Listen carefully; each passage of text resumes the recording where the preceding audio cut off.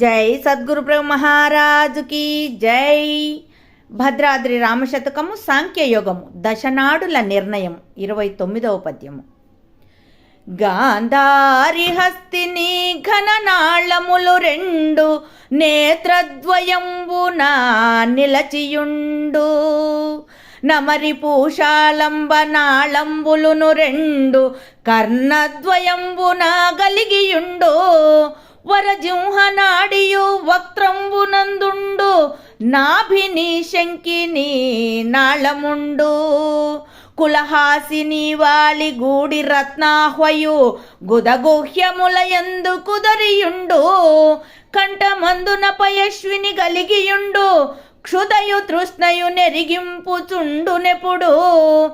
రమ్య గుణధామ భద్రాద్రి రామ పరశురామ నరసింహదాస సంరక్షితాః.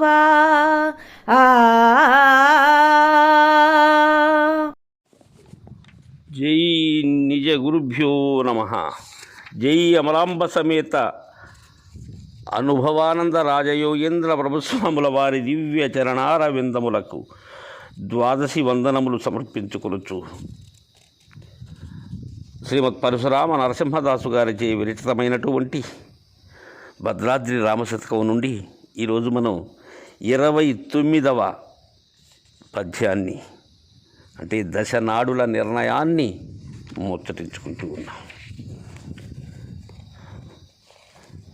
గుణత్రయ విభాగాన్ని గురించి తెలియజేసినటువంటి గురుదేవులు ఈ 10 నాడులు మన శరీరంలో ఎలా ఉంటాయి అనే విషయాన్ని మనకు తెలియజేశారు. ఈ నాడులు మొత్తం మనకు 72,000.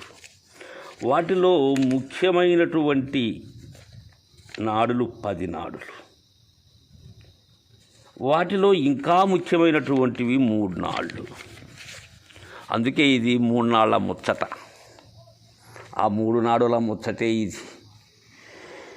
ఎలా అంటే ఈ 10 నాడులు నాయన శిష్య, గాంధారి హస్తిని గణనాళములు రెండు నేత్రద్వయంబున నిలచియుండు.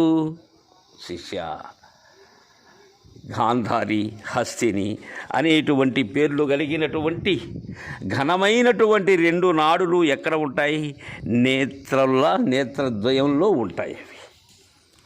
అంటే ఈ గాంధారి నాడి కుడి నేత్రం వరకు వ్యాపించి సర్వరూపాలను కూడా గ్రహిస్తూ ఉంటుంది. ఇక హస్తిని నాడి అనబడేటువంటిది ఎడమ నేత్రం వరకు వ్యాపించి సకల రూపాలను గ్రహిస్తూ ఉంటుంది. ఇవి ఈ నేత్రద్వయాన్ని మనకు ఆ చూపుకు కారణమైనటువంటివి ఈ 2 నాడులు కూడా. తదుపరి శిష్య, నమరి పూషాలంబ నాళంబులును రెండు కర్ణద్వయంబును గలిగియుండు. ఈ పూషా నాడి అనబడేటువంటి నాడి ఏదైతే ఉన్నదో అది ఎక్కడ వరకు ఉంటుంది? జిహ్వ వరకు వ్యాపించి రుచులను ఎరిగిస్తూ ఉంటుంది. ఇంకా ఎక్కడ? కర్ణద్వయంబున కలిగియుండు అంటున్నారు. అంటే పూషానాడి దక్షిణ కర్ణంలో ఉంటుంది అనేటువంటి విషయం. ఇక ఆలంబనా నాడి, ఈ ఆలంబనా నాడి అనేది ఎడమ కర్ణం వరకు వ్యాపించి సర్వ శబ్దాలను కూడా వినిపింపజేస్తూ ఉంటుంది ఈ ఆలంబనా నాడి. ఇక శిష్య, వరజిహ్వనాడియు వక్త్రంబునందుండు నాభిని శంఖిని నాళముండు. ఇంకా శిష్య, ఈ జిహ్వ అనబడేటువంటిది అది ఎక్కడ వరకు ఉంటుంది? ఈ జిహ్వ నాడి అనబడేటువంటిది అంటే జిహ్వ వరకు వ్యాపించి ఉంటుంది. అది ఎందుకని? ఇక్కడ ఈ పూష ఆలంబన నాడి అనబడేటువంటిది రెండు కర్ణద్వయాలకు కలిగి ఉంటుంది కదా, అలానే జిహ్వ వరకు కూడా వ్యాపించి ఆ పూషా నాడి అనబడేటువంటిది రుచులను ఎరుగుతూ ఉంటుంది. తదుపరి ఈ కులహ సినీవాలి గూడి రత్నాఖ్వయు గుదగుహ్యముల యందు కుదిరియుండు. శిష్య, ఈ కులహ అనేటువంటి నాడి, దీనినే కుహు నాడి అని కూడా అంటారు.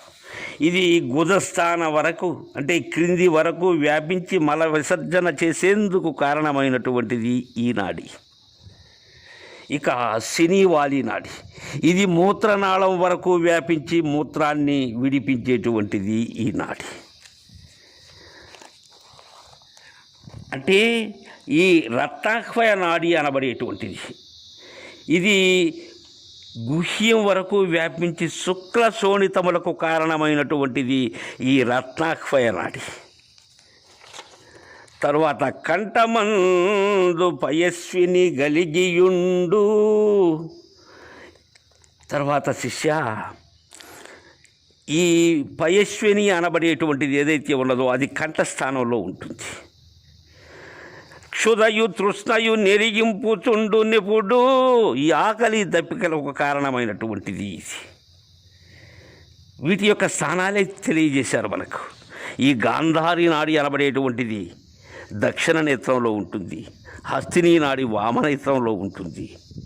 తదుపరి పూషా నాడి దక్షిణ కర్ణమందు ఉంటుంది, ఆలంబన నాడి వామకర్ణమందు ఉంటుంది, జిహ్వనాడి వక్త్రమందు ఉంటుంది, పయస్విని నాడి కంఠమందు ఉంటుంది, శంఖిని నాభి అందుంటుంది, కృకుల నాడి గుదమందు ఉంటుంది, శనివాలి గుహ్యమందు ఉంటుంది, రత్నాహ్వయ నాడి శుక్ల ద్వారమందు ఉంటుంది అని మనకు పరశురామ నరసింహదాసు గారు ఈ దశనాడుల యొక్క నిర్ణయాన్ని మనకు చక్కగా తెలియజేశారు.